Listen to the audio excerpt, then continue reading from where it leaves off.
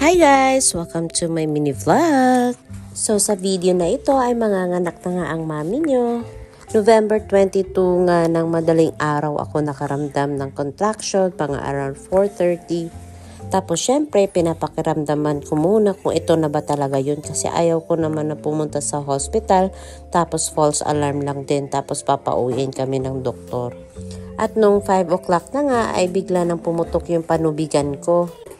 Parang first time mami talaga ako nung nanganak ako ngayon kasi hindi ko naranasan to sa panganay ko. Sa panganay ko kasi ay talagang in-induce ako noon kasi pumutok yung panubigan ko pero wala akong mga signs ng contraction. At dito kasi sa Canada ay gusto talaga nila na normal delivery na walang ibang mga halong gamot-gamot. Gusto nila na yung katawan mo mismo ang magpupush na panganak ka na talaga. At syempre, ang panganganak ko na ito ay napaka-memorable kasi andyan si daddy sa katabi ko habang nanganganak ako. At nakita niya talaga kung paano ako nanganak at syempre sabay namin narinig yung first cry ng baby namin.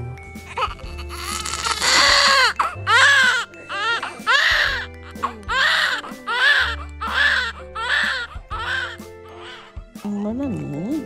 Malamig ba? Namanganga ako sa delivery room dito kasi napakaganda, napakalinis at meron din siyang bathtub. Parang hotel talaga. At dito sa delivery room ay kompleto na nga. Andyan na yung mga gamit na gagamitin pag mga naka, pag mag-wait sa kay baby. So nakikita mo lahat ng mga ginagawa ng mga doktor at saka nurse. At ayun na nga ay tinitimbang na yung baby namin at sinusukat nila.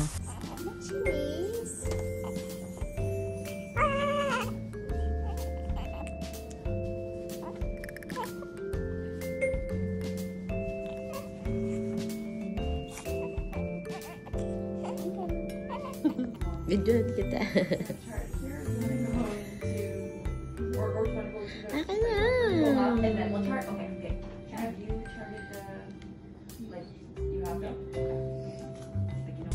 Pagkatapos ko nga dun sa delivery room ay inakyat na nga ako dito sa kwarto namin. Mag-i-stay nga lang kami ng one night para obserbaran lang yung baby namin at syempre ako kung okay lang ba kami na umuwi. At ito na nga yung kwarto namin, napakalinis din at syempre kompleto sa gamit, like mga washroom sa kwarto na, lahat kompleto talaga at tulugan sa magbabantay. At pinasundo ko na din yung panganay namin kay daddy para makita na niya yung kapatid niya kasi siya talaga ang pinaka-excited na kuya na makita yung baby sister niya.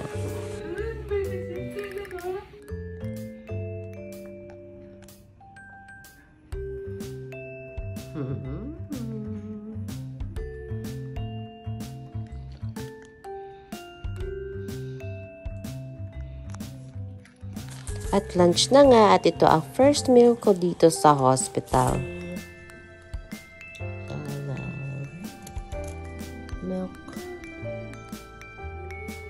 Napakasarap sa pakiramdam na tignan yung anak ko na nilalambing niya yung kapatid niya.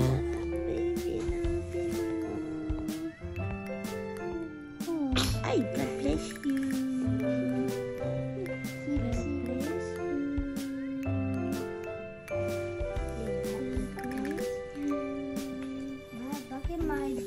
Bakit may pimples sa taong yan?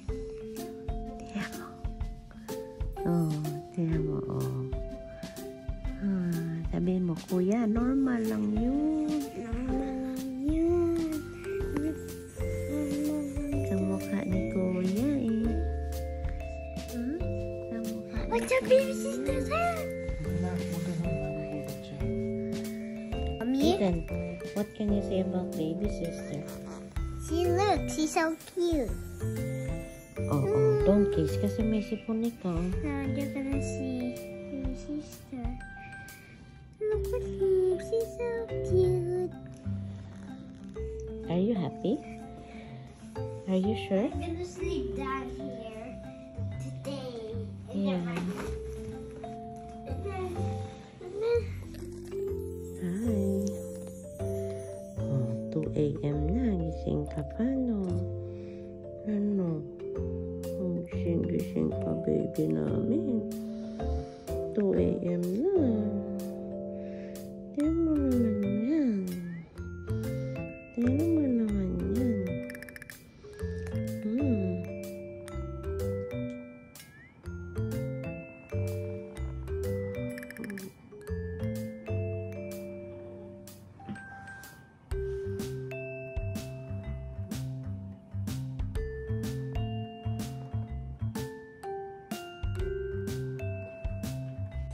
So, totoo nga ba ang issue na libre lang ang panganganak dito sa Canada? Ay, opo, libre lang po yung panganganak ko at wala po akong binayaran na mga kahit anong bills bago kami lumabas sa hospital. Kahit nga hindi kami permanent resident pa dito sa Canada, ay libre yung panganganak ko. As long as merong provincial health card ay covered naman yun. At automatic na din na Canadian citizen yung baby.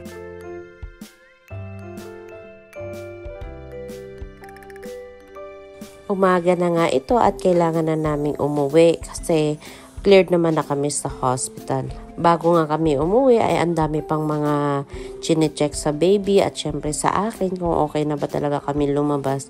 At bago din kami makalabas sa hospital ay chine-check din nila yung car seat kung secured ba talaga ang baby namin kung ibiyahe.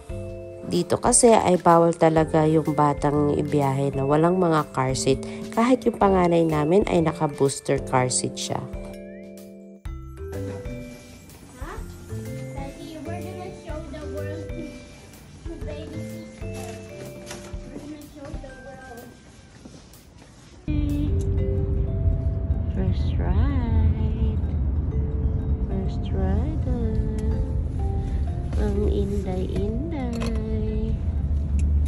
Ang baby Alicia. Going home. Welcome home, my baby Ellie.